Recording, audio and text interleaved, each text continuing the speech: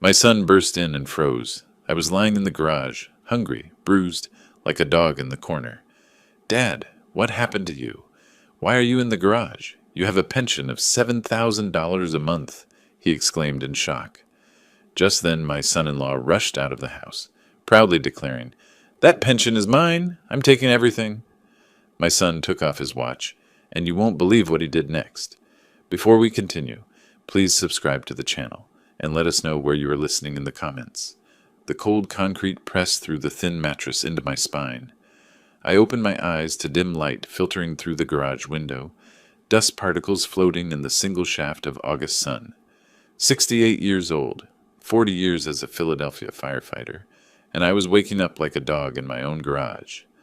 My left shoulder throbbed where Wesley had shoved me yesterday. Not hard enough to break anything, he was careful about that, but enough to remind me who was in control. I pushed myself up, joints cracking, and wrapped the scratchy blanket around my shoulders. Through the small window that faced the kitchen, I could see them. Wesley, broad-shouldered and comfortable, sat at my dining table eating scrambled eggs from my plates. Gertrude beside him, her blonde hair pulled back, eyes fixed on her coffee mug like it held answers she didn't want to find anywhere else. My daughter, my little girl who used to climb into my lap after nightmares, who'd begged me to read just one more story. She wouldn't look toward the garage, hadn't looked at me directly in days. My stomach growled. I'd had 3 crackers yesterday. The water from the garage utility sink tasted like rust, but it filled the emptiness somewhat. I stood slowly, testing my balance, and shuffled toward the kitchen door. My hand reached for the handle. The door opened before I could knock. Wesley filled the frame, 6'2" to my 5'9". His eyes were flat, uninterested. "I just need coffee," I said. My voice came out hoarse. "Just coffee, Wesley." "Garage residents don't get kitchen privileges." He crossed his arms. "That's the rule. You know the rule." I looked past him to Gertrude. She was staring at her plate now, fork pushing egg around in circles. "Gertrude, sweetheart." She didn't lift her head. "Wesley's right. You should go back, Dad." "Not Daddy. Not Papa. Just Dad," delivered in that flat voice she'd been using for 2 weeks, ever since they'd moved me out here. The formality cut deeper than Wesley's shove had. Wesley's mouth curved into something that wasn't quite a smile. "Oh, and your pension came through yesterday. Don't worry, I'm handling everything just fine." He closed the door. The lock clicked. I stood there for a moment, hands still raised, before turning back toward the mattress. My fingers clenched into fists, then released. Clenched again. The anger was there, small but bright, like an ember buried in ash. The flip phone sat on the concrete floor beside my pillow. I'd kept it for emergencies after my smartphone disappeared 10 days ago. Wesley said he'd taken it to pay the phone bill. I picked it up with shaking hands and checked the text notification from the bank, the automated system I'd set up months ago, back when I still controlled my own accounts. Withdrawal, $7,000. New balance, 147.23 pause. $7,000. My entire pension payment. Gone. I sat on the mattress and stared at the screen until the numbers blurred. On the wall across from me, my old firefighter uniform hung from a nail. The dark blue fabric, the badge that caught the weak light. The patches from Station 19, where I'd worked my last 15 years. That uniform had seen smoke and flame, had been soaked in water from broken hydrants, had smelled like ash and sweat and courage. Now it watched me sleep on a garage floor. I'd trusted Wesley. That was my first mistake. 3 months ago, when he'd offered to help with my finances, I thought he was being kind, responsible, a good son-in-law helping his retired father-in-law manage the bills. I'd signed the papers without reading them carefully. Gertrude had smiled and called me a good dad. Wesley had shaken my hand. The trap had already closed. I just hadn't felt it yet. Through the window, I watched Wesley laugh at something on the television, my television, in my living room. He'd rearranged the furniture last week, pushed my recliner into a corner, and replaced it with a leather sofa I'd never seen before. Charged to my credit card, probably. Everything was charged to my accounts now. I looked down at the flip phone again. Daniel's number was the only one programmed in. My son living 2 hours away in Harrisburg with his wife and kids. I hadn't spoken to him in 3 months. Wesley had taken my smartphone before I could call him, and this old flip had no credit left. The automated voice had made that clear yesterday when I'd tried. Insufficient credit. Please add funds to make this call. But I had no funds. Wesley had everything. I set the phone down and walked back to the window. My reflection stared back at me from the glass. Thinner than I used to be. Gray stubble on my jaw. Bruises yellowing on my shoulder. An old man. A defeated man. Except something in my chest had shifted. The ember was spreading. I'd spent 40 years walking into burning buildings while other people ran out. I'd carried unconscious victims down smoke-filled stairwells. I'd stood on rooftops while flames licked at my boots and figured out how to get my crew home alive. The Philadelphia Fire Department had given me 17 commendations. The mayor had shaken my hand at my retirement ceremony. And now I was sleeping in a garage, begging for coffee, watching a man steal my life piece by piece. Wesley thought I was broken. He thought he'd won. I touched the badge on my uniform, felt the cool metal under my fingertips. In a fire, sometimes you have to retreat, regroup, find another way in. Sometimes you look trapped, but you're just waiting for the right moment, positioning yourself. I turned from the window and sat back down on the mattress. The flip phone lay beside me, useless. My pension was gone. My home was occupied. My daughter wouldn't meet my eyes. But I wasn't done. I needed to understand exactly how I'd ended up here. When had the trap closed? Where had I missed the warning signs? I closed my eyes and forced myself to remember, step by careful step, how a respected firefighter had become a prisoner in his own garage. The memories came slowly, painfully, but they came. I sat on that mattress for a long time, forcing myself to trace back through the months. My hands gripped the edge of the thin fabric until my knuckles went white. The truth was there, waiting. I just had to stop being afraid of it. 6 months ago, everything had been normal. I'd been living alone since Martha died 4 years back, managing fine. The pension covered everything, mortgage paid off, bills manageable, even some left over for the grandkids' birthday gifts. Then Gertrude called. She and Wesley had lost their apartment. Something about unpaid rent, a dispute with the landlord. Could they stay with me? Just temporarily. Just until they got back on their feet. I'd said yes immediately. She was my daughter. What else would I do? They'd moved in with 2 suitcases and a lot of promises. Wesley would find work soon. Gertrude was applying for office jobs. They'd be out in 2 months, 3 at most. I'd set them up in the guest room and spare bedroom, told them to make themselves comfortable. Wesley had started talking about finances within a week. The memory came into focus now, sharp as broken glass. 3 months ago, June. We'd been sitting at the kitchen table after dinner. Gertrude was washing dishes, humming something. Wesley had a folder of papers printed from the computer I'd let him use. "Ambrose," he'd said, friendly, helpful. "I've been thinking, you're managing a lot here. Bills, insurance, the pension payments. What if I helped? Took some of that burden off your shoulders?" I'd been tired.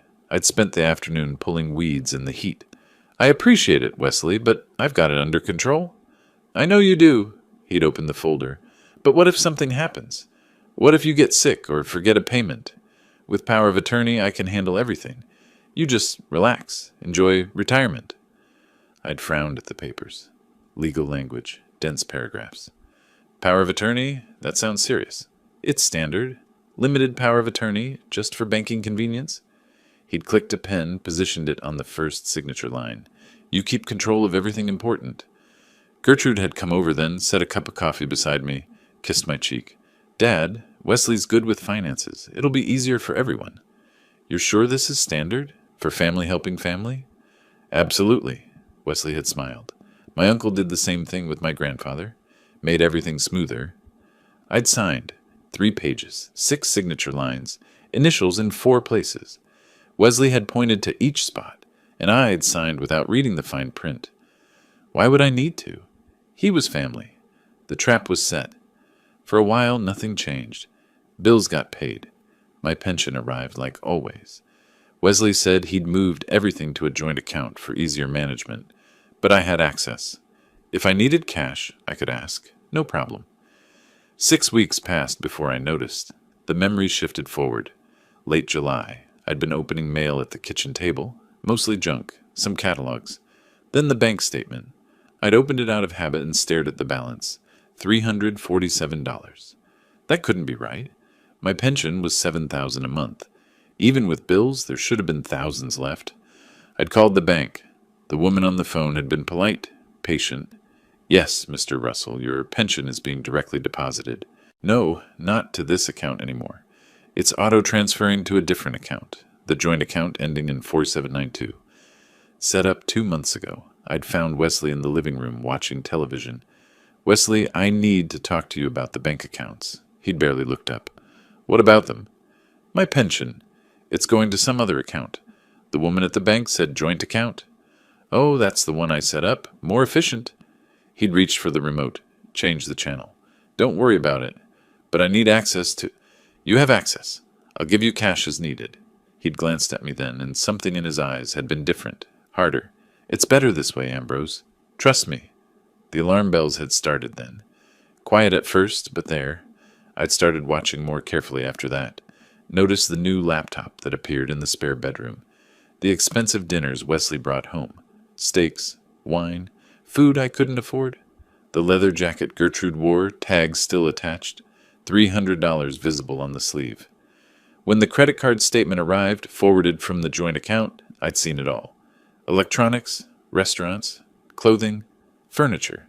Thousands of dollars. My thousands. 1 month ago, I'd confronted him. The memory burned now, made my hands shake, even sitting in the garage. I'd waited until Gertrude was at the grocery store. Wesley had been in my recliner, feet up, drinking my beer. Wesley, where's my pension? I'd been holding the bank statements, 6 of them highlighted in yellow. The account is empty. Where's my money? He'd set down the beer slowly. Our money? You signed it over. I'm managing it properly. Managing it? You're stealing it. My voice had risen. I never agreed to this. I signed papers for convenience, not for you to... He'd stood up, fast. Suddenly he was close, using his size, his height. I'd stepped back instinctively. You signed the papers, he'd said, voice cold. It's legal. Power of attorney means I control the accounts. And if you make trouble, Ambrose, I'll have you declared incompetent. You're old, you're forgetful. You're clearly not capable of managing your own affairs. Nursing home. Think about it. The shove had come then. Not a punch. That would leave marks people would ask about. Just his palm against my chest, hard enough to send me stumbling backward into the wall. My shoulder had hit first, the same shoulder that throbbed now.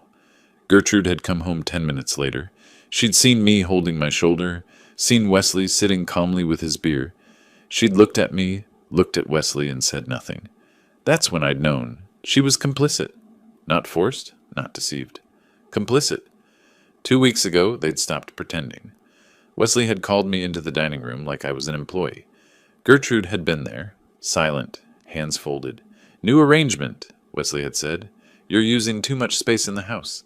The garage has everything you need. Mattress, sink, toilet. You stay out here unless you have permission to enter. I'd started to protest. He'd cut me off. Your choice, Ambrose. Garage, or I call social services and have you evaluated for senile dementia. Your call. I'd moved my mattress that night, carried it through the kitchen while they watched television. Now, sitting in the August heat with the flip phone dead in my hand, the full picture was clear. Every piece, every step of the trap. For weeks I'd been thinking like a victim. Trapped, helpless, afraid. But victims don't survive burning buildings. Firefighters do. And firefighters don't panic. They plan. They find the exits. They know the structure's weaknesses. They wait for the right moment. I stood and walked to my uniform, touched the badge again. Remembered, in a fire, sometimes you have to retreat to advance.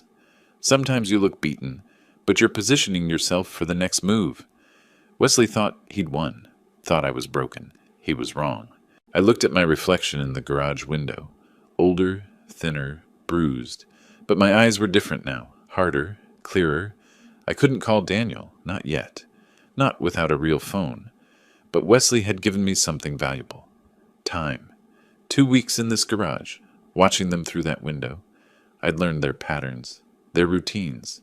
When Wesley left for his afternoon walks, when Gertrude took her long baths, where they kept the spare keys, how the house sounded when they slept. I'd learned something else too. I wasn't done fighting. Not even close. The next day, something changed. Something Wesley didn't expect. Friday evening, the garage had that particular quality of silence. Not peaceful, just empty. I sat on the old wooden chair I'd dragged from the corner, watching shadows lengthen through the window. My posture was different now, straighter. The bruise under my left eye had turned yellowish purple, 2 days old from Wesley's accidental elbow. But something inside me had shifted since yesterday's memories. I wasn't just surviving anymore. I was waiting. Then I heard it, the specific rumble of Daniel's Honda Accord, the one with the slightly loose exhaust he kept meaning to fix. My heart seized in my chest. Hope and dread collided like chemical reactions. Not now, not like this. He couldn't see me like this. But the engine cut off, car door slammed. Footsteps on the driveway. Through the small window, I watched the house. Couldn't see the front entrance from here, but I heard the door open. Heard Daniel's voice, warm and unsuspecting. "Hey, anyone home? Where's Dad?" A pause. Then Gertrude, too quickly voice pitched wrong. "Daniel, we didn't know you were coming. He's in the garage, working on something." Wesley's voice drifted out, casual but territorial. "Daniel, long time." I stood slowly, hands shaking. Part of me wanted to call out, warn him somehow. Another part wanted to hide, preserve the illusion that everything was fine, protect my son from the truth. But my legs wouldn't move either direction. "Where's the garage?" Daniel asked. He knew where it was. He'd grown up in this house. The question was a challenge. Footsteps approached. The garage door swung open. Light from the house flooded in, and Daniel's silhouette filled the doorway. Taller than I remembered, broader. His face emerged from the backlight, and I watched the emotions cycle across his features. Confusion, horror, shock. His eyes found mine, then tracked down to the bruise, the mattress on the concrete, the single thin blanket. "Dad?" His voice cracked slightly. "Dad, what? What happened to your face?" I couldn't speak, couldn't form words. Just stood there like a specimen under examination. He crossed the space in 3 strides, gripped my shoulder. "You're living in the garage. Why are you living in the garage? You have a pension, $7,000 every month." "Daniel," my throat was dry. "You shouldn't have come." $7,000, Dad? Where is it?"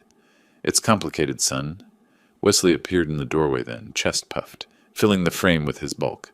That smug expression I'd come to know so well. "Not complicated at all," Wesley said. "That pension belongs to me now. I control everything. Your father signed the papers." Daniel turned slowly, stood to his full height. "Excuse me?" "Power of attorney, all legal." Wesley stepped into the garage like he owned it, which, in his mind, he did. He signed it over. "The money's mine, the house is mine. Well, it will be. And this?" He gestured at the mattress, at me. "This is where he lives now. House rules." From the doorway, Gertrude's voice came weakly. "Wesley, maybe we should—" "Shut up, Gertrude." Wesley didn't even look at her. "Your brother needs to understand how things work here." Daniel's jaw tightened. His hand moved to his wrist, to the watch there. An Omega, stainless steel catching the light. I'd seen it before, Christmas 2 years ago. He'd been proud of it. Company gift for hitting targets 3 years running. He unclasped it. The click was loud in the silence. Waited in his palm for a moment, then set it down on the dusty workbench with deliberate precision. "This watch is an Omega," Daniel said, each word measured and cold. "Company gave it to me for hitting targets 3 years running, worth about $8,000. He looked at Wesley. "Take it." Wesley blinked. "What?" "Take the watch, take it, and walk out of this house right now, before I make a phone call you won't like." The watch sat between them on the workbench. $8,000 in stainless steel and craftsmanship, sitting on sawdust and old oil stains. Wesley stared at it, then at Daniel, then at the watch again. His face went through calculations. Greed, suspicion, anger. Behind him, Gertrude had gone pale, one hand pressed to the doorframe for balance. "Take it," Daniel repeated. "Last chance." Wesley's mouth curved into that smile again, the one that said he'd already won. He reached down, lifted the watch, turned it over in his thick hands. "Nice watch," he said, setting it back down. "But why would I take $8,000 when I've got $7,000 coming in every month? For free?" Daniel's voice stayed level. That pension isn't yours. It is now. Power of attorney, kid. All legal. Wesley crossed his arms, confident. You want to call the cops? Go ahead. They'll tell you the same thing. Your old man signed it over. His choice. Daniel's hand slid into his pocket, pulled out his smartphone. Wesley's smile widened. Be my guest, Wesley said. They won't do anything. I've got the paperwork. The pension gets deposited into my account. This house? Once I get him declared incompetent, it'll be mine too. And he lives in the garage because those are the rules now. My rules. I watched Daniel's face. Watched something shift behind his eyes. He held the phone casually, angled away from Wesley. His thumb moved across the screen, but he didn't raise it to his ear. You're forcing him to live out here, Daniel said quietly. Not a question, a prompt. Forcing? Wesley laughed. He's free to leave any time. Find himself a nice nursing home. State-run facility for incompetent seniors. That's his other option. And you're spending his pension. My pension now, legally transferred. Like I said, paperwork's all in order. Gertrude made a sound from the doorway, almost a whimper. Wesley, maybe we should just... Daniel didn't look at her. His voice went cold. Don't. Not one word, Gertrude. Danny, you don't understand. We needed... I'll talk to you later. Daniel's eyes never left Wesley. Right now, I'm getting Dad out of here. Wesley stepped forward. He's not going anywhere. This is his home. Daniel moved to my side, put a gentle hand on my shoulder. Dad, get up. We're leaving. I stood. My legs felt weak, but Daniel's grip steadied me. Wesley blocked the door. You can't just... Move! Daniel's voice carried something I'd never heard before. Not anger.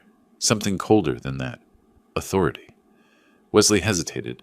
For the first time since this started, I saw doubt flicker across his face. Then he stepped aside. Daniel guided me past him, past Gertrude, who pressed herself against the wall, through the house that used to be mine.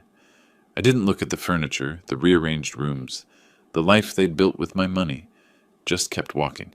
Daniel's hand steady on my shoulder until we reached his car. He opened the passenger door, helped me in like I was fragile. Maybe I was. We pulled out of the driveway. I watched the house recede in the side mirror. Wesley stood in the doorway, arms crossed, still wearing that confident smile. He had no idea what Daniel had just done. The car felt like a different world, clean, warm, safe. I sat in the passenger seat, hands folded in my lap, watching Philadelphia suburbs slide past the window. Evening lights coming on, people in their houses living normal lives. You shouldn't have seen that, I said finally. Daniel's hands gripped the steering wheel. His jaw was tight. How long, Dad? How long has this been happening? 3 months since the papers. 2 weeks in the garage. The bruise? I touched my eye without thinking. 2 days ago. He gets angry when I ask questions about the money. The muscles in Daniel's jaw worked. He said nothing else until we pulled into a Holiday Inn Express parking lot. Got out, came around, opened my door like I might break if handled roughly. We walked to the lobby together. He paid with a corporate credit card, told the desk clerk, visiting family. Got 2 key cards. The elevator ride was silent. The hallway was silent. He unlocked room 214, held the door. 2 beds, clean white linens, television, bathroom with actual hot water. I stood in the middle of the room and felt something crack inside my chest. Sit down, Dad. Daniel pulled out the desk chair. I'm ordering dinner. He called room service. Ordered more food than 2 people could eat. Steak, baked potato, green beans, salad, bread, soup. When I started to protest the cost, he just shook his head. The food arrived 20 minutes later. Daniel set it out on the desk, handed me a fork and knife. I looked at the steak. Thick, properly cooked, steam rising, and my hands started shaking. When did you last eat? Daniel asked quietly. Yesterday. 3 crackers. He watched me cut the first piece, watched me chew slowly, carefully, like someone who'd forgotten what full felt like. Didn't say anything, just watched, with an expression that made my chest hurt worse than hunger ever had. I ate half the steak before I had to stop. My stomach had shrunk. Daniel wrapped the rest, put it in the mini fridge for later. Then he pulled out a legal pad from his laptop bag, clicked a pen, sat across from me with the methodical air of someone starting a project debrief. Tell me everything, he said, from the beginning. When did Wesley first suggest the power of attorney? So I told him. May, early May, Wesley's friendly offer. The papers at the kitchen table. Gertrude's encouraging smile. My signature on documents I barely read. Daniel took notes, asked specific questions. Dates, amounts, exact wording of conversations. He approached it like a logistics problem. Gather data, identify patterns, find vulnerabilities. The exact wording, he said. Did Wesley say limited power of attorney? Yes, limited to banking. He said I'd keep control of everything else. But he redirected the pension? All of it. $7,500 a month for 3 months. $22,500. Daniel wrote the number down, circled it. Has he threatened you? Besides the physical nursing home. Says he'll have me declared senile, incompetent. Says I'll die in a state facility. The pen stopped moving. Daniel looked up. Something dangerous flickered behind his eyes, then disappeared back into professional calm. This is elder financial abuse, he said. Pennsylvania has specific laws, and a legal eviction. You own that house, right? Paid off 15 years ago. Deeds in my name. Then he committed a crime. Multiple crimes. I shook my head. He has the legal papers, Daniel. He said, papers obtained under duress aren't valid, and financial exploitation of an elderly person is a felony in Pennsylvania. Daniel flipped to a new page. We need a lawyer, specialized in elder law. I can't afford? I can. He met my eyes. Dad, this is what I do. Solve complex logistics problems. This is just another system to analyze. And Wesley made a mistake tonight. What mistake? His mouth curved slightly, not quite a smile. He confessed. Everything. On recording. I stared at him. You recorded him? He pulled out his phone, tapped the screen. Wesley's voice filled the room. That pension belongs to me now. I control everything. Your father signed the papers. The pension gets deposited into my account. This house, once I get him declared incompetent, it'll be mine too. And he lives in the garage because those are the rules now. My rules? Daniel stopped the playback. Pennsylvania is a one-party consent state, completely legal to record conversations you're part of. He confessed to financial control, illegal eviction, physical intimidation. That recording is evidence. For the first time in months, I felt something like hope. We talked until midnight. Daniel made more notes, built timelines, outlined steps, legal consultation, documentation, medical records for the bruises, financial records for the theft, revoke the power of attorney, file charges, protective orders. He broke it down like a project plan. Objectives, resources, timeline, obstacles. Watching him work, I saw the successful man he'd become. Systematic, thorough, unshakable. Finally, exhausted, we both lay down in our separate beds. The room went dark. I heard Daniel breathing in the other bed, awake like I was. Thank you, I said into the darkness. We're going to fix this, Dad. All of it. I believed him. Morning came too soon. Daniel's alarm went off at 6. He showered, packed, checked us out by 7. We stood in the parking lot beside his car, neither quite ready to say goodbye. I have to go back to Boston, he said. Work. But I'll be back Friday, 1 week. I nodded, and I go back to the garage. His face twisted. Dad, you can stay here. I'll pay for the room all week. You don't have to... No. I put a hand on his arm. I go back. If I disappear, Wesley might do something unpredictable. Destroy evidence. Run. But if I'm there in the garage, he'll think he won. He'll think you gave up. You're sure? 40 years in fires taught me something. Sometimes you have to go back into the smoke to get what you need. I'll be okay for 1 week, and I'll be watching him, learning his patterns. Daniel pulled something from his pocket. A phone. Small. Basic. Burner phone. My number's programmed in. If anything happens, anything, you call me. I took it. Where do I hide it? Somewhere he won't think to look. I thought of my firefighter jacket. The inside lining had a small tear. Perfect. Daniel hugged me, held on longer than necessary. 1 week, Dad, I promise. I know. I watched him drive away, stood in that parking lot until his car disappeared around the corner. Then I walked back toward the house, toward the garage. My steps were steady. Wesley and Gertrude were watching from the living room window when I arrived. I saw the curtain move, saw Wesley's face, that satisfied smirk back in place. He thought I'd tried to escape and failed. Thought Daniel had abandoned me. He was wrong about both. I walked into the garage, lay down on the mattress, stared at the ceiling, slid my hand into my pocket and felt the burner phone there. Small, solid, real. 1 week, I could survive 1 week. I'd survived worse. And this time, I wasn't surviving alone. Daniel texted when he got back to Boston. Made it. Starting lawyer research tomorrow. Hang tight. Sunday, another text. Found 3 elder law specialists. Calling Monday. Daily check-ins after that. Short messages, but each one a lifeline. Wesley noticed I was calmer. It bothered him. Monday, he searched the garage while I was using the house bathroom. A privilege granted 10 minutes a day. I watched from the window afterward as he pawed through my few belongings. Looking for money, for a phone, for whatever Daniel might have left. He found nothing. The burner was inside my firefighter jacket's lining. 40 years of emergency preparedness pays off. You learn to hide things where no one thinks to look. By Wednesday, Wesley was suspicious, kept watching me through the kitchen window, trying to understand why I wasn't begging anymore, why I wasn't pleading. By Thursday, he was paranoid. Friday, the day Daniel was supposed to return, couldn't come fast enough. Monday morning, I woke before dawn. Old firefighter habit. Internal alarm clock never quite shuts off. The garage was dark and cold. I reached into my jacket lining where the phone sat hidden. My hands didn't shake anymore. I had work to do. Daniel had called Sunday night from Boston. Brief, careful. Dad, document everything. Photos, dates, amounts. The lawyer needs evidence. So that's what I did. I photographed the mattress first, then the concrete floor, the lack of insulation, the single blanket that did nothing against the chill, the utility sink with rust stains, the view from my window toward the house where Wesley and Gertrude lived their comfortable life on my money.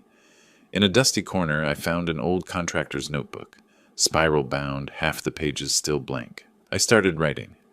May 8th, Wesley suggested power of attorney, said just for convenience. May 10th, signed papers at kitchen table, Gertrude present, reassuring.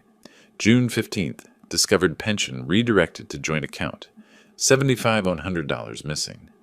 The dates came easier than I expected. Firefighter training again. We logged everything, every call, every incident. Turned out financial abuse had the same structure as any other emergency. Timeline, evidence, witnesses. Through the garage window, I watched Tuesday unfold. A delivery truck pulled up around noon.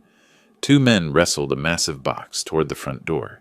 70-inch television, the logo visible even from my vantage point. Wesley directed them like a homeowner.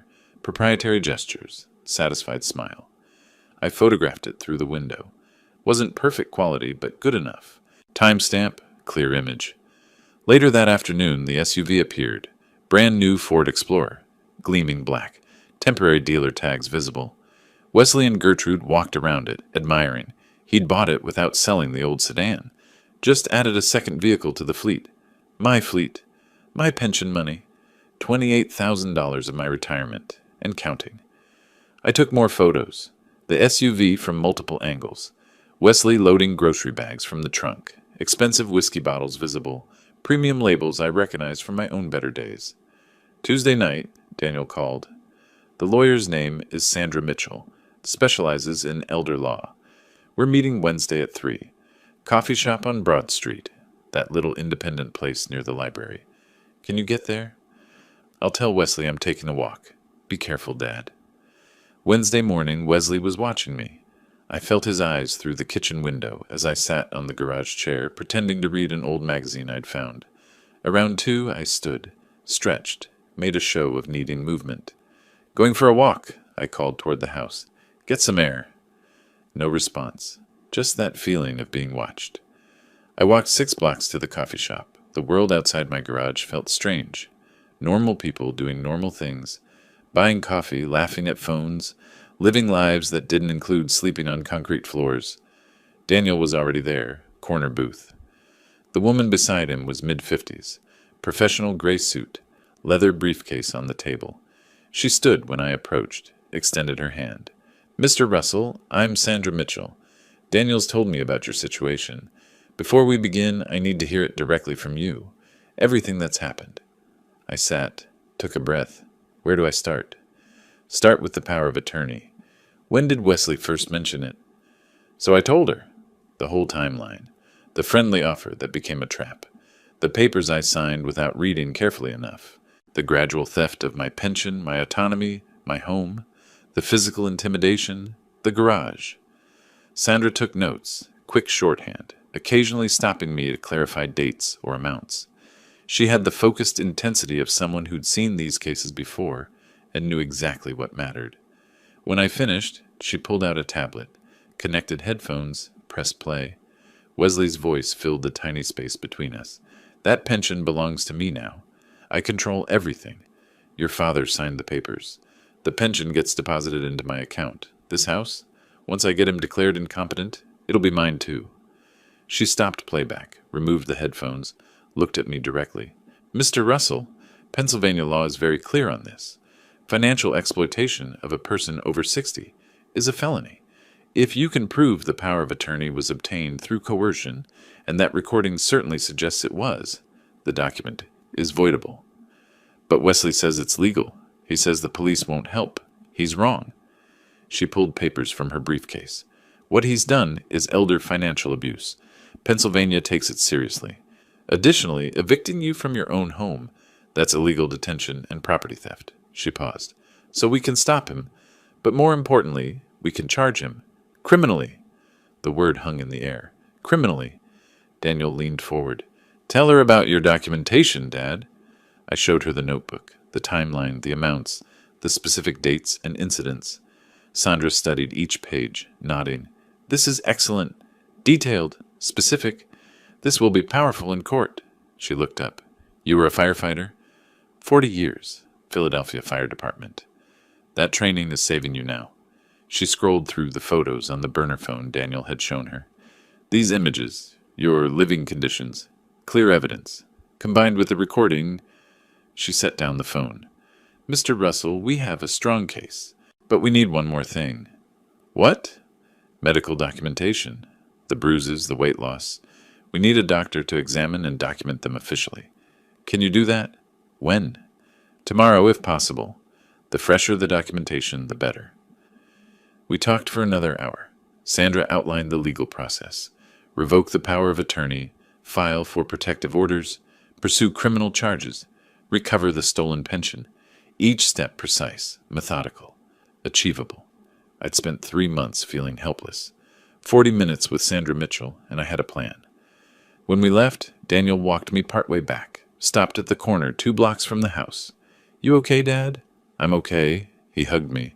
1 more week, maybe less. I walked the last 2 blocks alone. Something felt wrong before I even turned onto my street. Wesley's SUV was parked crooked in the driveway, like he'd been in a hurry. The garage door was slightly open. I always closed it completely. My hand went to my jacket pocket, touched the outline of the burner phone. Still there. But something had changed. I could feel it. I pushed open the garage door. Wesley sat on my workbench, legs dangling, holding something in his hand. As my eyes adjusted to the dim light, I saw what it was. Pieces of a phone. A phone just like the one in my pocket. My hand flew to my jacket. The pocket was empty. The lining torn open. He'd found it. My mattress was overturned. The firefighter jacket lay crumpled on the concrete, its interior lining ripped. My few belongings scattered across the floor. He'd torn the place apart. Wesley held up the shattered phone, screen dangling in fragments. His smile was triumphant. What's this, Ambrose? Where'd you get a phone? I made my voice small, submissive. Daniel gave it to me, just to call him sometimes. Daniel gave it to you. Daniel who took you away last week. Daniel who thinks he can interfere. He slid off the workbench, used his height to tower over me. Who have you been talking to? Just Daniel, I swear, just my son. Liar! He stepped closer. You've been leaving the garage every day. Where do you go? Walks, just walks, to get air. He threw the phone pieces at my feet, plastic and glass scattered across concrete. You think I'm stupid? You think I don't notice things? My heart hammered, but my mind stayed clear. The phone was a decoy. The real evidence was already with Sandra. The photos were sent Tuesday. The timeline was in Daniel's email Monday night. This phone? Let him think he found the threat. You want to know something funny, old man? Wesley's voice dropped lower. More dangerous. That power of attorney you signed? It's not just financial. It's medical, too. I can make healthcare decisions for you. Ice spread through my chest. Medical? That's right. So if I decide you're not competent, if I decide you need to be in a nursing home, locked ward for dementia patients, I can do that. One phone call. From the doorway, Gertrude's voice came quietly. Wesley, shut up, Gertrude. He didn't turn. Your father needs to understand his position. I looked at my daughter, met her eyes. Silent plea. Stop him. Help me. You're my daughter. She looked away. That was when I knew. Completely. She'd chosen Wesley over me. Not passively. Actively. Please, I let my voice shake. Not all acting. The medical threat was real. Terrifying. I'm sorry. I won't cause trouble. You're right. You won't. Wesley picked up my jacket, examined the torn lining. No more phones, no more walks without permission, and no more dinner tonight. You need to learn. He walked out. Gertrude followed without looking back.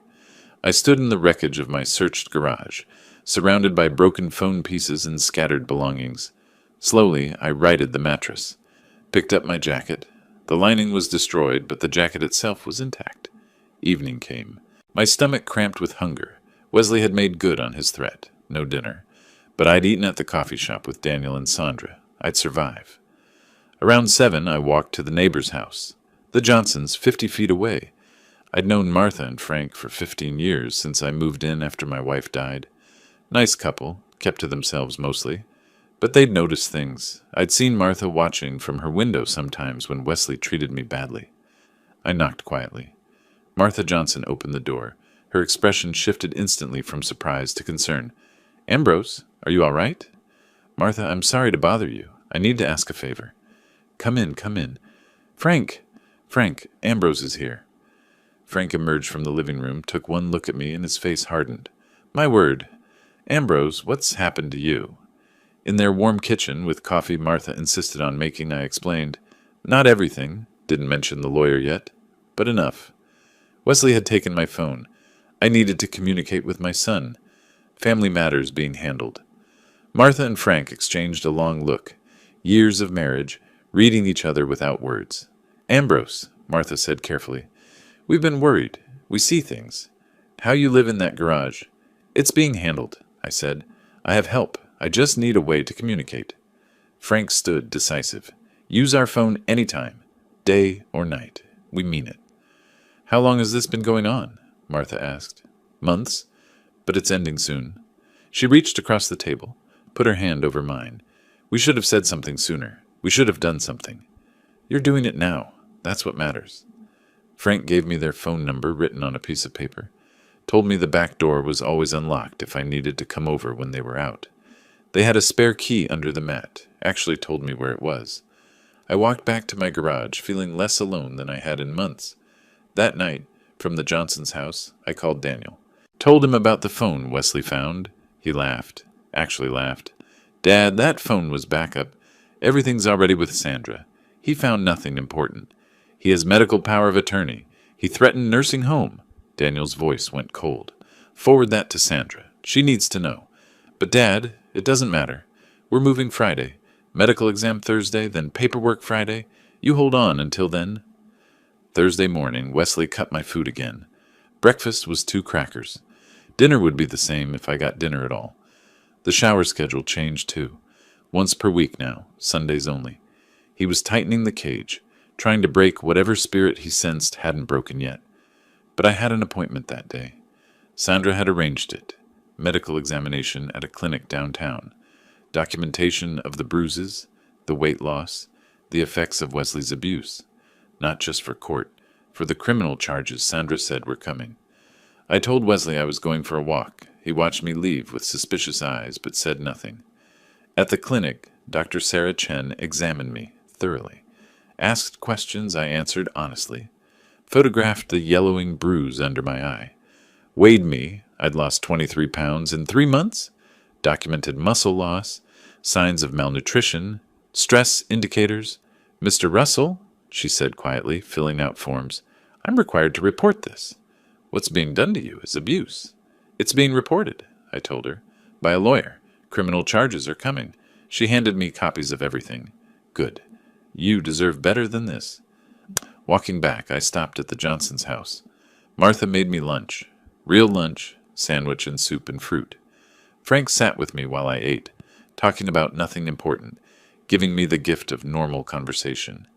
That night, lying on my thin mattress with hunger cramping my stomach despite lunch, I thought about time. How it moves differently when you're waiting for rescue. How days feel like weeks, but I'd survived worse. Burning buildings, smoke inhalation, collapsed structures. I could survive my own son-in-law for a little while longer. Friday morning, I walked to the corner grocery store. Not because I needed groceries. The milk was just cover. But because I needed to buy there at exactly 9:15, when Daniel would happen to drive by. Wesley watched me leave. I felt his eyes from the kitchen window. But I'd been taking walks all week, my new hobby since the phone incident. He was suspicious, but he let me go. Probably figured I had nowhere to go, no way to cause trouble. He was wrong. Daniel's Honda pulled into the parking lot at 9:17. He climbed out, looked up, feigned surprise. "Dad, what are you doing here?" I held up the quart of milk I'd bought with quarters. "Daniel, I didn't know you were coming to town." Last-minute decision. Wanted to check on you. His eyes found mine, dropped to the milk, understood everything. "Let me buy you breakfast. Real breakfast. We need to talk." 20 minutes later, we were at the medical clinic. Dr. Sarah Chen was expecting us. Sandra had briefed her beforehand. Professional courtesy between people who deal with abuse cases regularly. Dr. Chen was thorough. She photographed every bruise from multiple angles. Medical-grade camera capturing details invisible to phone cameras.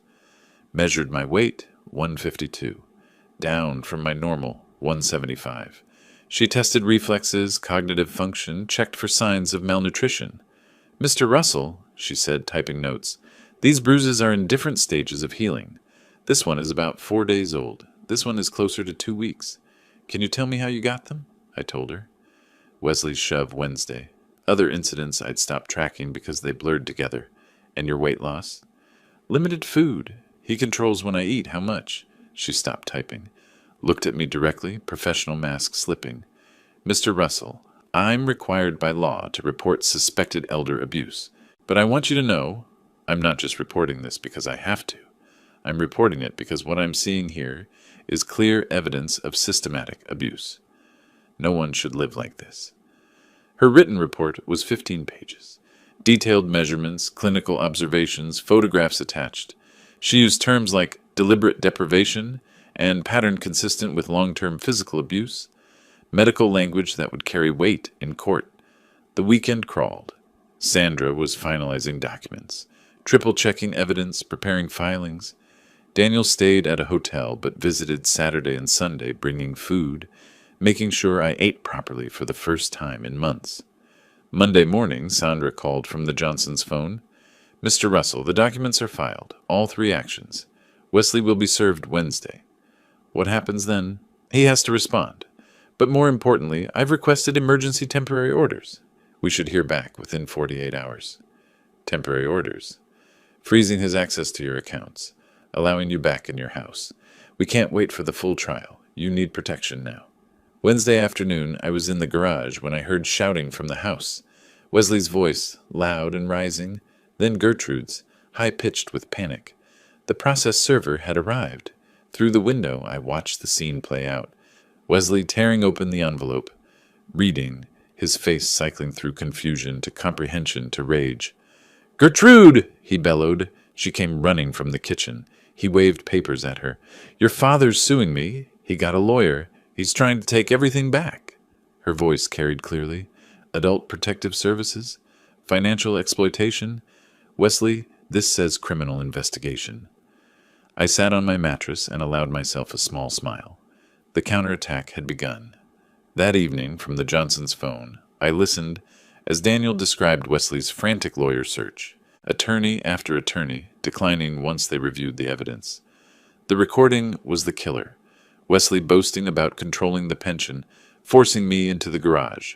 What he'd thought was demonstration of power had become confession to multiple crimes. Finally, Wesley found someone. Attorney James Kovach, Recent graduate, solo practitioner, desperate for clients. Can we win? Wesley had apparently asked. Long pause on the recording Daniel played for me, then Kovach's voice. We can try. Even his own lawyer knew they were doomed. Thursday morning I woke to my phone, the Johnsons' landline, which I'd been keeping in the garage overnight with their permission. Sandra's voice was crisp, professional, excited. Emergency orders granted. As of now, Wesley's financial access is frozen. And Mr. Russell, you have the right to move back into your house. Today. I sat on the thin mattress one last time, looked around the garage that had been my prison for 3 weeks, the concrete floor, the single bulb, the window through which I'd watched my life being stolen. Then I stood, gathered my few possessions into a plastic bag, and walked to the front door. Wesley was in the living room, watching. I'm moving back inside, I said. Guest bedroom. He stood. You can't just... I held up the printed court order Daniel had emailed to the Johnsons. Court order says I can. Section 2, paragraph 3. Read it if you want. His voice went dangerous. You're making a mistake, old man. I met his eyes. No fear anymore, just cold certainty. The only mistake I made was trusting you. That won't happen again. I walked past him to the guest bedroom, closed the door, turned the lock. The click of that lock was the sweetest sound I'd heard in months.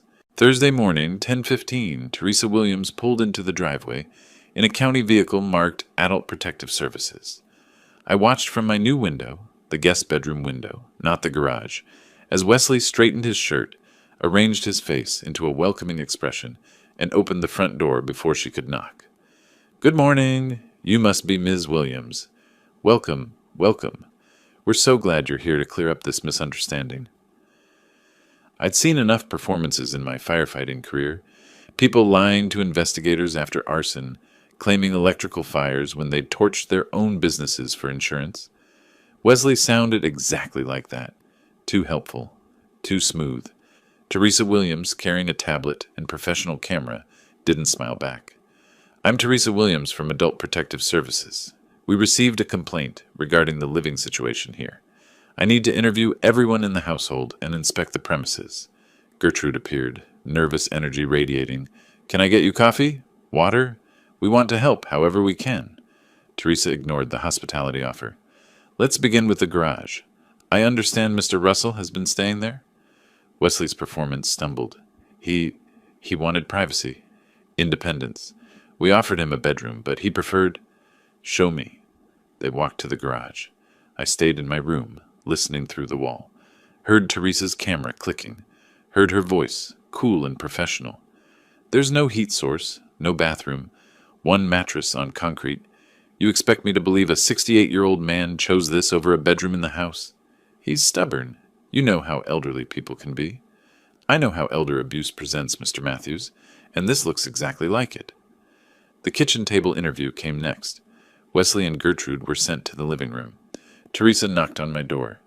Mr. Russell, I need to speak with you privately. We sat across from each other. She set her tablet between us, started recording. Mr. Russell, I need you to be completely honest with me. Are you afraid of Wesley? Yes. Has he physically harmed you? Yes, multiple times. The most recent was last week. I touched the fading bruise under my eye. There have been others. Did you choose to live in the garage? No. He forced me out there 3 weeks ago. Said it was the new rule. I own this house. Paid it off 15 years ago. But he has power of attorney. He controls my pension. He controls everything. I paused. Controlled. Past tense now. She wrote rapidly. The power of attorney. Did you sign it willingly? He pressured me. Threatened to put me in a nursing home if I didn't cooperate. I was afraid. 20 minutes of questions. I answered each one with facts, dates, specific incidents. No embellishment necessary. The truth was damning enough. After my interview, Teresa spoke with Wesley and Gertrude separately. Their stories were too coordinated, too rehearsed. I heard fragments through the walls, phrases that sounded scripted, explanations that contradicted my timeline. Then Teresa left, walked next door to the Johnsons. She was there for 45 minutes. When she came back, her professional mask had cracks in it, controlled anger simmering beneath. She took more photographs of the garage, measurements, notes. Then she left without saying goodbye to Wesley. Friday morning, the temporary orders arrived. Daniel called me on the Johnsons' phone, excited. "Dad, check your email. Sandra sent you the court order." I was at the Johnsons' computer, read the document slowly. Wesley Matthews is hereby enjoined from accessing any financial accounts belonging to Ambrose Russell. Does that mean? It means he can't touch your money, not a dollar. And look at Section 2. Ambrose Russell is granted immediate right to reside in his primary residence. I was already inside, but the order made it official, legal, uncontestable. What about Wesley? He can't stop you. If he tries, he's in contempt of court. That evening, Gertrude knocked on my door. Her face was blotchy from crying. "Dad, can we talk?" "What do you want, Gertrude? How could you do this? We're your family. We took you in when—" I opened the door wider, looked at my daughter, this woman who'd watched her husband abuse me for months, and said nothing. "You took me in? This is my house, Gertrude. I own it, and you didn't take me in. You stole from me, starved me, and forced me to sleep in a garage. It wasn't like that. Wesley was just trying to help manage things. Family doesn't do what you did. Family doesn't stand by while their father is abused. You made your choice, Gertrude. You chose him over me. Now live with that choice. I'm still your daughter." I closed the door. "Then you should have acted like it." The weekend passed in cold silence. Wesley barely left his room. Gertrude cried through the walls. I stayed in the guest room, door locked, eating food Daniel brought, regaining strength. Sandra called Sunday afternoon. The final hearing is Friday. 1 week. Judge Morrison will hear both sides and make permanent rulings on the power of attorney, financial restitution, and housing. The APS report will be part of the record. What about criminal charges? Teresa's recommending prosecution. The district attorney will decide after the civil hearing. Monday, Tuesday, Wednesday. Each day crept toward Friday. Daniel arrived Thursday night, stayed at a hotel but came to the house early Friday morning. I walked out to his car. Wesley was watching from the living room window. I saw the curtain move. I didn't look back. "Ready, Dad?" Daniel asked. I buckled my seatbelt. The courthouse was 20 minutes away. 20 minutes until everything would be decided. "I've been ready for months," I said. "Let's finish this." Tuesday morning, Daniel parked in the courthouse visitor lot. Through the windshield, I could see the Philadelphia Court of Common Pleas building, all granite and glass. Imposing in that way government buildings are designed to be. "You ready, Dad?" Daniel asked. Was I ready? Ready to face Wesley in front of a judge? Ready to have strangers examine my humiliation, my bruises, my garage mattress on a courtroom screen? "Let's go," I said. Because ready or not, this was happening, and I'd rather face it standing than hide from it beaten. Sandra was waiting outside courtroom 5, navy suit, leather briefcase, the picture of professional confidence. She shook my hand. "Good morning. How are you feeling, Mr. Russell?" "Nervous. Ready." "That's good. Nerves keep you sharp." She glanced at her watch. "The judge has allocated 2 hours for this hearing. I'll present our evidence first. Medical, photographic, financial, and audio. Kovach will try to rebut. Then she'll rule. Could be today, could be next week. But given the temporary orders, I expect a decision today." Inside, the courtroom was exactly what I expected. High ceilings, wood paneling, the judge's bench elevated like an altar of justice. Wesley sat at the defense table with Attorney Kovach, wearing an ill-fitting suit, Gertrude beside him, face pale. Wesley's eyes found mine, held them for a moment, then looked away. Judge Patricia Hendricks entered at precisely 10 o'clock. Late 60s, steel-gray hair, the kind of face that had seen everything twice and wasn't impressed either time. "Be seated. Ms. Mitchell, you may proceed with your opening statement."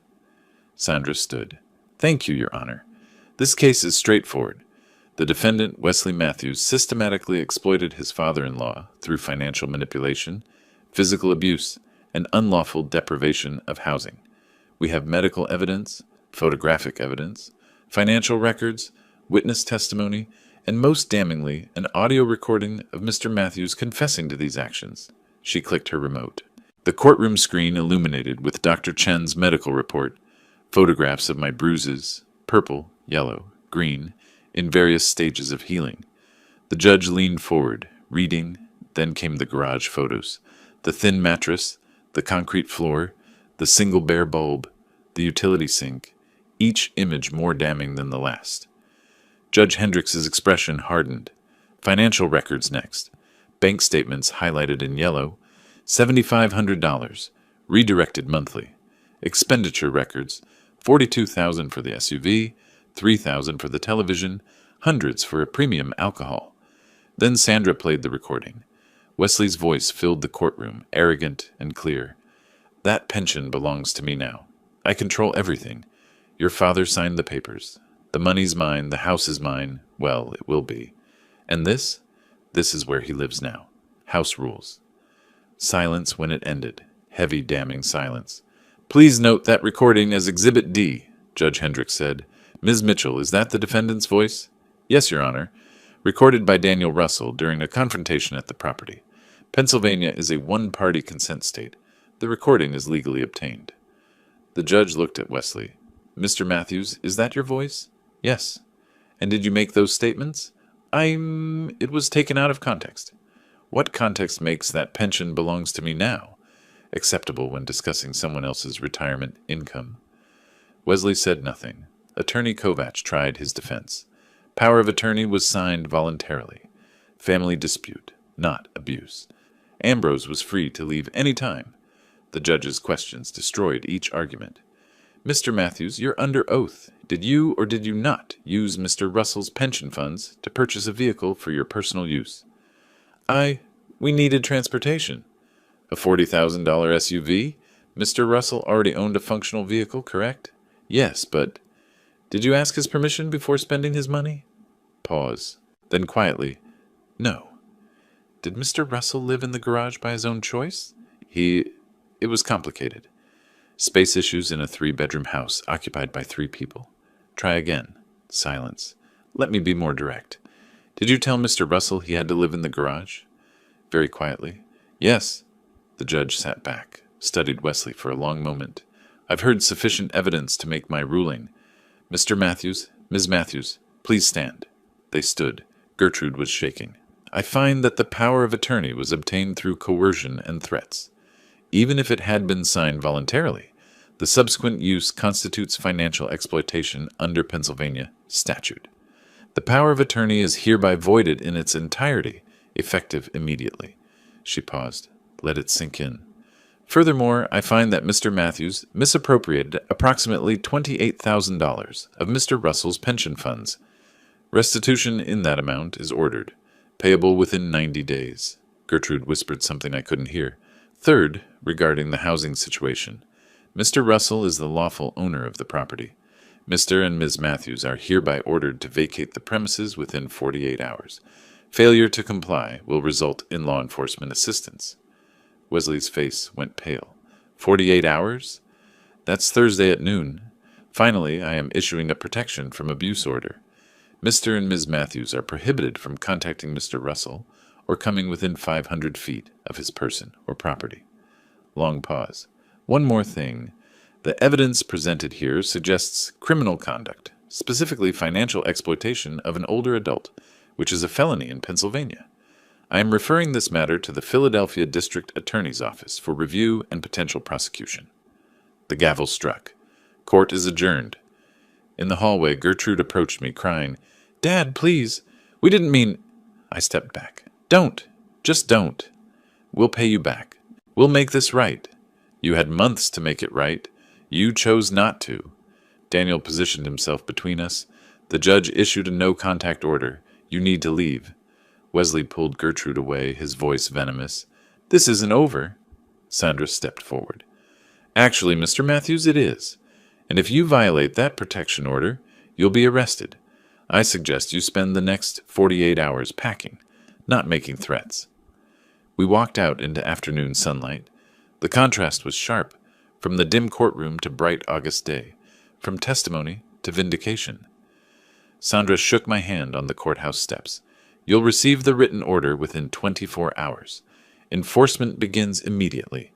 If they're not out by Thursday noon, call the police. Daniel hugged me. It's over, Dad. You won. Not quite over. Wesley and Gertrude had 48 hours to pack and leave. Thursday at noon, I'd walk back into my home, truly mine again. But standing there on those courthouse steps, breathing free air, knowing the judge had seen the truth and ruled in my favor, that felt like winning. Tuesday evening, we sat in Daniel's hotel room. Sandra had gone home, but she'd left us with copies of the court order, highlighted sections marking our victories. "You should stay here until they're gone," Daniel said. "I've already paid for the room through Friday." I nodded. I wasn't afraid of Wesley anymore. The court had neutered him, but I didn't want to watch him pack. Didn't want to share space with him for even one more night. "Thursday noon," I said, reading the order again. "They have to be out by Thursday noon. 2 more days. I can wait 2 more days." Wednesday afternoon, I drove past the house, saw boxes through the windows, chaos of frantic packing. Gertrude spotted me from the living room, came outside, face streaked with tears. "Dad, please, can we talk?" I kept the car running but rolled down the window. "What is there to say, Gertrude?" "I'm sorry. I know I should have stopped him. I should have protected you." "You're right. You should have. You made your choice when you let him put me in that garage, when you stood by and watched him starve me." I was scared. Wesley, he controlled everything. I didn't know how to. I was scared too. I was 68 years old, being beaten and starved, and you're my daughter. You should have helped me. "I know. I'm so sorry." "I love you, Gertrude. You're still my daughter. But the trust is broken. Maybe someday we can repair it. But right now, I need you to leave my house and let me heal." She sobbed. "I understand. Goodbye, Gertrude." I drove away without looking back.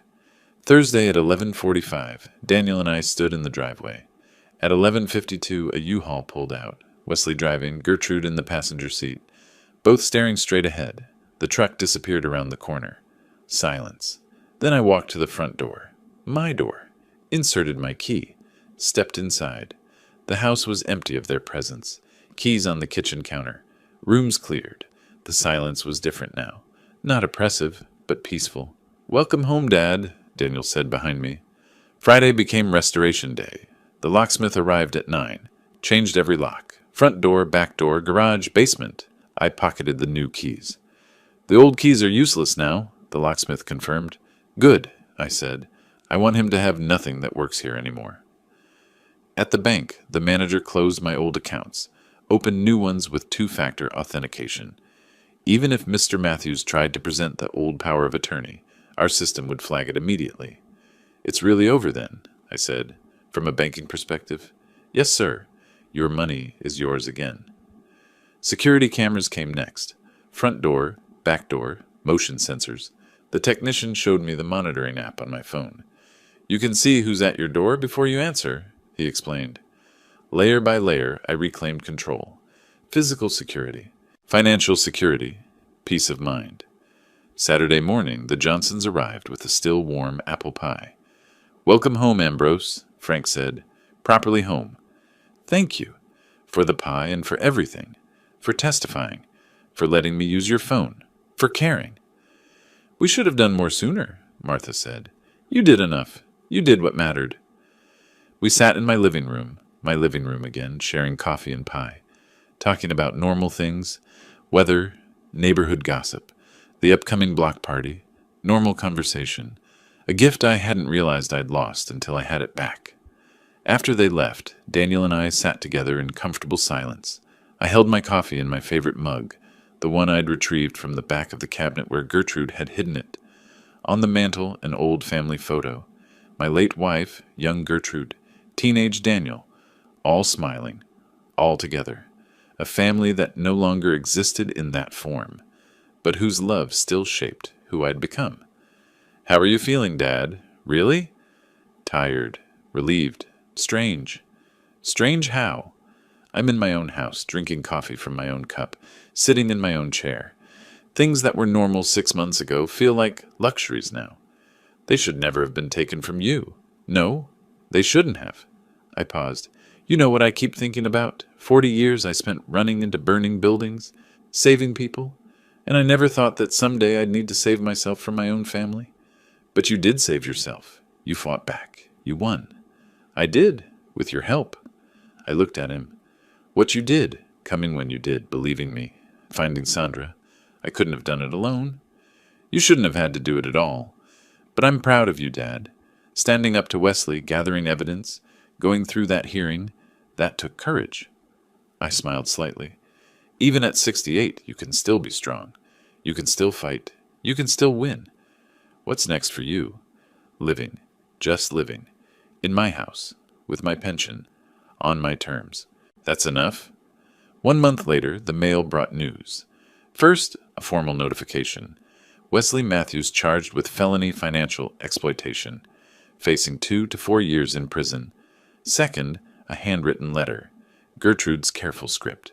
Dear Dad, I know this letter can't fix what I did. I know sorry isn't enough, but I need you to know. I cooperated with the prosecutors. I told them everything. They offered me probation if I testified against Wesley, and I took it.